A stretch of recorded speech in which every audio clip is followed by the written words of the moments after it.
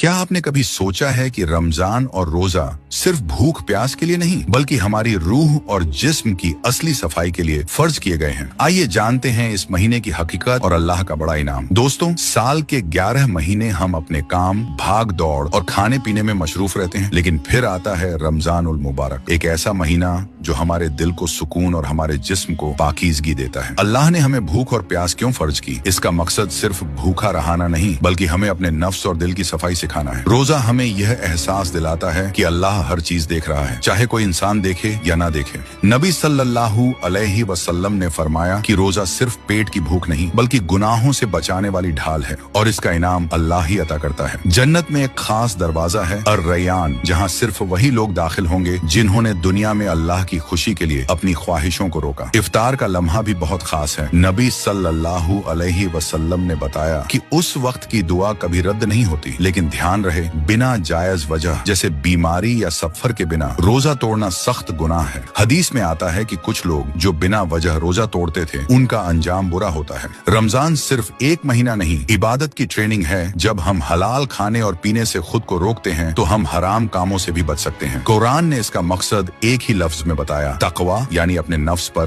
काबू पाना। इसलिए रमजान सिर्फ भूख नहीं बल्कि दिल, नजर और जुबान की सफाई है। यह महीना हमें अपने गुनाह धोने, रब को खुश करने और अपनी सेहत सुधारने का मौका देता है। अल्लाह हम सबको इस महीने के रोजे रखने और उस पर अमल करने की तौफीक दे। आमीन।